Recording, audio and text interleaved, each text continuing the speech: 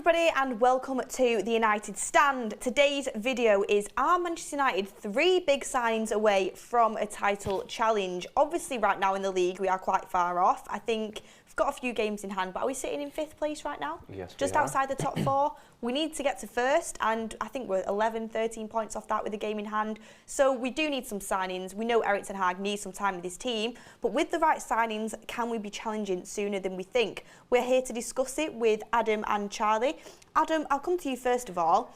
The first simple question is, are Manchester United 3 signings away from a title challenge? Yes, we are. So the Glazers sign off, new owner signs on, everything gets put in place for that. That's the biggest one, because like many people, and I agree with them, with the structure that we've got above us at the moment, Ten Hag's got above him, I don't think we can challenge. The Glazers do need to leave. That looks good now. So we can realistically look and talk on this video about Manchester United, because that then opens the door. We've got the financial clout behind us. Them 3 signings can be not just any signings, but the big signings that we need in them positions, and that's what's important.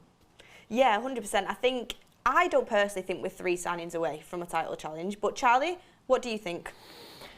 I think we are, in all honesty. Obviously, they're huge signings, the likes of Bellingham, you know, like these type of players. It's not going to be a Tony, Gakpo and a centre-half or something like that. We're talking, you know, 3 huge signings that's going to set you back anywhere between, you know, 300 to 400 million pounds. So obviously it's a broad term, but yeah, I do genuinely think that is a possibility. Yes. Well, when Apple comes in and takes over Manchester United, we're going to have unlimited money to spend, and we'll see what can be brought to maybe is it Eye Trafford we're calling it right now? No, yeah. it'll still be the Theatre of Dreams. It'll still be Old Trafford. Will we get a new stadium? Who knows? The Theatre of Apple Dreams. The Theatre of Apple Dreams. It can be called anything they like if they pump some money into it and get us back on track. Seriously, but on a serious level, when we're talking about 3 signings, we're obviously talking about big ones. We're not talking about three squad players that are going to sit on the bench. We're talking about big signings. When we get into who that could be, I do think we need the signings, but I also think Erik ten Hag needs time with this team, which is why I don't want to say it yet. But maybe if you name some good names to me that you can convince me. Charlie, we'll come to you first. Give us one of your signings that you think could boost us. So Bellingham obviously is a huge one. He's going to set you back minimum 100 million. It's got to be. If you can get him for anything cheaper than that, with his age, his kind of pedigree and credibility that he's built himself over the last couple of years, then it's a steal in my opinion, especially after even just watching him in the first game of the World Cup. Yeah, he's the main guy. He is the guy that you go out there and you make a statement, especially with the amount of teams that are going to be wanting to go and get him. Yeah, definitely. I mean, 19 years old, he still is. Already scored his first England goal. He's going to be at the heart of that England midfield, a team that could go the full way. We'll have to wait and see. Don't click this. But yeah, Bellingham, would you agree with that, Adam? 100%. Bellingham is the one midfielder. There is the likes of Enzo Fernandez. There's another good midfielder there at Benfica, but no one is in Bellingham's league at the moment. No one at that age. You're also buying a buyout. You're buying a get out as well, because he has got sell on. I know that's not what we're looking at, but longevity, you've got the sell out, you've got the quality that he is, which is different to anyone else in that position right now, and is title winning. Well, if he came to us at 19, he signed a 5-year deal. He's be 24 at the end of that deal, which is what you'd say is the age range for most young players coming up now. So he's completely before his time at 19 years old. It's incredible. God knows what it'll be like when he gets even older. He's more development. He's got the physicality and he's filled out and everything already. He's already looking like a specimen. He's already looking like he can go in for a full season. Now, we were just talking before about young players that are underdeveloped, not quite got that size factor yet to handle the Premier. He looks like at that age, it's a rare breed of a player, and you do spend the extra money on someone like Bellingham. You just don't say, how much do you want? There you go, because that will be repaid in winning trophies, finishing higher, and prize monies will come with that. Well, to be playing continuous games in the Championship at 16, it says it all, doesn't it? But the one thing I would say on Bellingham, as United fans, we do seem to be quite biased, but take the floor with this, whoever. Do you not think maybe the likes of City, Liverpool might just beat Manchester United to it at this moment in time? I do, you're 100%. We've got to finish in the top 4. If we finish in the top 4 and Liverpool don't, we're in a better position. But I do think Manchester City are going to come in like with it. Is it the Infinity Stones? They've got Haaland. They're going to come and grab another one. I have a feeling. I think, to be fair, I think at this point, City would just take him to stop anyone else getting him.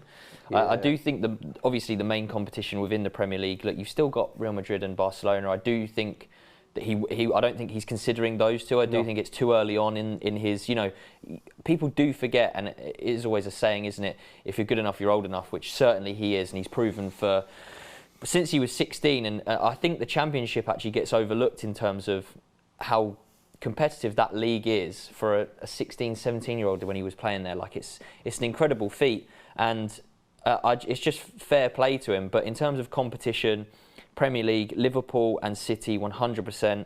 I feel like Liverpool fans feel like they have this God-given right that he's 100% going there, which is a little bit strange. I don't know if they know something for some reason that we don't. Honestly, I really hope they don't get top four. Because he's going to go. It will be a huge thing. He's going to go this summer. You don't surely at his age, in the position he's in, you don't go to a club that's not in top four. The thing is, this is why it's so important that what happens over the next few months with us as a football club in terms of the ownership. And getting top four. See, you can see, oh wow, I am now going to be part of Manchester United's comeback. New ownership, new manager, system that's already working with that manager, the integration of young players. He'd also be playing every single game. He'd be a main star. At City, you're part of a jigsaw, Pep's jigsaw. He'd be the first name on the team sheet every week, every game. 100% he would. 100% he would. It's City, you're being rotated, and you're not the main star. Kevin De Bruyne is the main star. Haaland's the main star. At Manchester United, you are big, especially now Ronaldo's gone. Yeah, you are going to be one of the biggest players. Ten Hag's going to build his team around you. New ownership coming in. We're going to have the funds reinvested. The fans are for me the best fans in the world. Obviously, I'm going to say that. And we've got that global fan base that if you're part of this team that brings Manchester United back again, you will go down in history forever. Yeah. So that's it. That's a big thing for a young player, and you know what? That's what his family will probably look at as well. They'll probably think, why didn't we go to Manchester United first of all? There's a reason why, because it was a mess. I think he made the right decision, to be honest. He did make the right decision, but he would then come back and go, whoa, look at the change around there. And there's big things coming. If this ownership takes over, big things are going to happen at Manchester United. And everyone else in England and world football are starting to get a little bit nervous about what's happening right now. No one's saying anything, but Bellingham will look at that and go, part of the biggest project in world football. I'll have some of that.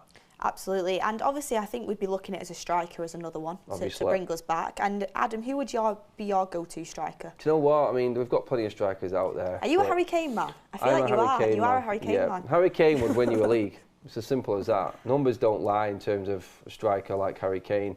The age thing, yes, people will say, but we can obviously still develop. I'm talking Harry Kane here, but I'm expecting Hakpo to come in as well. And we could easily change Hakpo into that number 9. We've spoken about it before. Harry Kane would be brilliant. Loads of different Dutch specialists. Marcel van der Kraan has always spoken about it, that he sees him as a natural number 9 converted, like the kid in the Henry mould.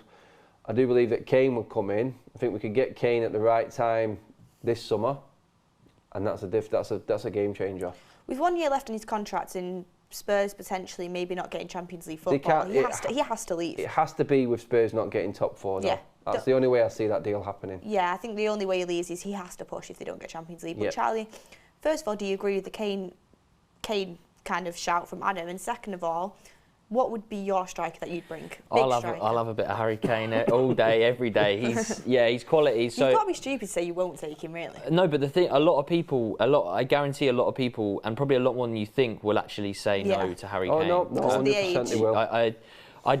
The guy, and it seems like every year, it's only recently now he stopped being like this one season wonder. Do you remember he went through that period? It was, it's one season. He kept on scoring, and he's proven everything. He's proven his goal scoring, and it's not just that. His overall game, the passing, you know, it's up there with Kevin De Bruyne in terms of playmaking and creating chances for other people in that team.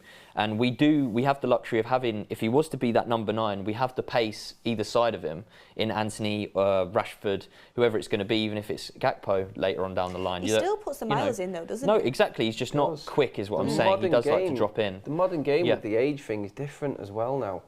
It is different. You look at Harry Kane, and he's got his new physician now. His injuries aren't as bad. He's a player that you can actually have an option 2 for. You can ping the ball into him with 2 men around him, and he can hold it up. There's no one in Manchester United's team. There wasn't with Ronaldo who could hold that ball up like Harry Kane can and bring other players into play. That is why Son is so good, because he plays with Harry Kane, because of how he plays. He makes other players better. Look what he does for England. Well, at the moment with Spurs, I don't think they're playing good football at all. But Harry Kane, every game, just oozes class. Like he's the star player on the team every single game. 1 chance, 1 goal striker. There's a reason that every manager, and Spurs have had a few managers over the time that Harry Kane's been there, and especially since he started scoring. But there's a reason that every manager that's come in, he has been the guy. There's a reason for that, isn't there? That he's a manager's voice type of captain as well on that pitch. If you couldn't get Harry Kane, who would be the other one? Maybe. This is it. The striker position at the moment is a difficult one to call because there isn't a standout superstar striker. Osimhen, I think, if we've got new ownership, becomes available simply because we can afford him.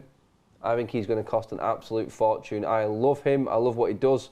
I love the fact that he just came back from a layout for 4 or 5 weeks and scored 7 goals in 6 games, 2 assists alongside that. He just comes on. He reminded me of Alan Shearer, literally. Don't matter what the layoff is, comes back in, straight back where he left off. Brilliant player. There's Vlahovic out there as well. A lot of conversations to do with him, or even a younger talent in Sesko.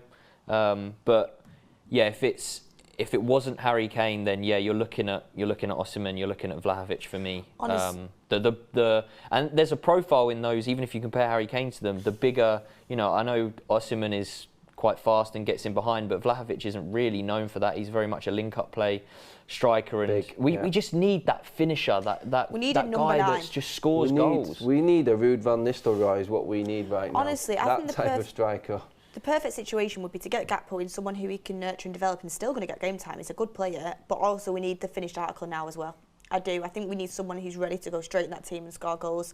We can't be waiting around much longer. That's why it is such a big window, and the players have to be that big. They have to be in the first team. That's definitely the one for summer. That's the thing. We're talking now 3 signings that will get him through. Like Sesko, I'd love to bring him in and develop him. He wouldn't be my first choice, so just come in as a number 9. We need people now, but it is a good shout for someone who can definitely develop. But 3rd position, guys. Charlie, who would be your 3rd position? We're not having right back because we've got Dalot there. We're not talking about squad players to kind of give depth to the team. Who is the 3rd position where you would take someone out of that team to bring somebody in?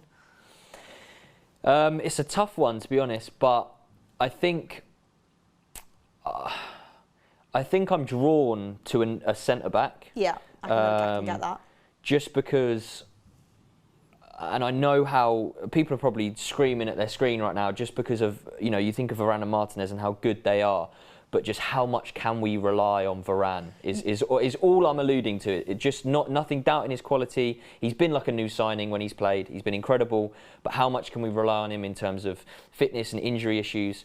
And if we can go out there and get that younger, more modern centre-half that, you know, can develop and is quick and, you know, kind of everything that Varane is but can stay fit, then yeah, I'll take one of those. Min-Jae?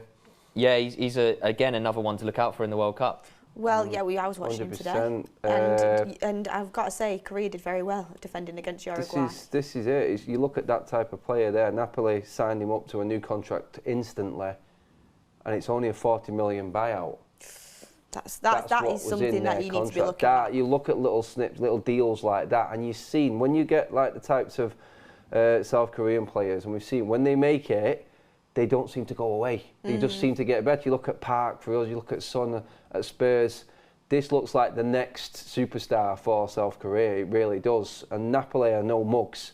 That Italian game and the defending and the art form of defending it in Italy, there's a reason why they snapped him up on a new deal after getting him straight away. He changed his contract instantly. That's how good he was. And at that price, someone else is going to take him if we don't. It's as simple as that. People will be knocking on Napoli's door for a lot of their players, and he is one that can be developed even better. But right now, you've seen today, you don't get much change out of him. No. And he has performed immensely this season for Napoli, and he's a big part of why they are rock solid at the top of Serie A. Yeah, imagine getting 3 of them players in one summer. I mean, we're dreaming here, but with new ownership, who knows? Quarter of a bill spent. There's 3 players there that could win you the league. Over 2 transfer windows, it's definitely possible, and you are capable of doing that. But Adam, were you the same as Charlie? Would you go with a centre back? And we're only saying it for the fact that, of course, Fred and Martinez are our top kind of partnership, but if Varani's injured, we need someone who can step in and cover. We need Martinez to be able to have a rest as well. Yes, this is it. I can completely agree with Charlie. I do believe that your fullbacks are important, but it starts at centre back and your spine. It really does. That there is key to everything. And you look at Manchester United's best years when we've won the big trophies. Look at what's been rock solid and had quality there. We've always had a centre back partnership. Always, and in the biggest seasons that we've ever had, they've always had a combination there, and we've had, I would say, 3 brilliant centre-backs, just to, like what Charlie said, cover that one time when your original 2 goes down. You've always got someone to come in and cover it. So Sir Alex Ferguson did it craftily so many years. Little signings like Henningberg, Ronnie Johnson, just players that you don't think about just to add in, but you already had a Jaap Stam there. It's like we had John O'Shea and Wes Brown. We had Vidic and Ferdinand. There's always a player to come in. We've got good squad players. We haven't got the first team. That's what's important right now. The next signings are humongous signings because they're the catalyst to move onto that next level. Yeah, we've definitely got to get players into our first 11 with the signings we're making. But imagine Bellingham, your midfield depth would be Bellingham, Eriksen, Casemiro, Bruno, and maybe one of McTominay or Fred as well to be a squad player there. And then if you get, for example, another defender in, you have the option then to have someone to play with Varane when he's fit, have someone to play with Martinez when Varane isn't fit. I just think it's so important that we get the depth on these players. It's like you get your core, your base, your first team, then you change your strategy and your structure above that with the new ownership that comes in, and why that is so important on the next ownership deal, because then you can put that youth development in place and they are your squad players coming through. You don't need to buy average players anymore. Them players are developed under a structure, they will get better. You buy players that are going to play first team. They're the only signings you should be making. Yeah, we need squad depth and there will be the odd one here and there, but a player that you sign shouldn't be a Diallo or a Palestri that's not going to get into that team.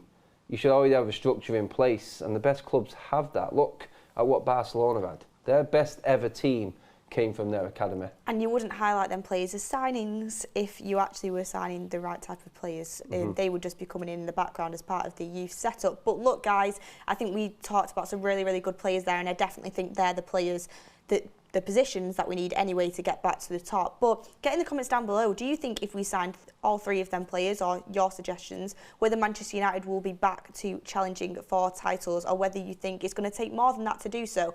Get your comments in and get the players in that you want Manchester United to be looking at as well. But thank you, Adam, thank you, Charlie, for coming on. And hopefully we see Manchester United challenging again soon under new ownership and with the manager Erik ten Hag. It's only going up from here, everyone, but make sure you like, make sure you subscribe, and we will see you on the next one.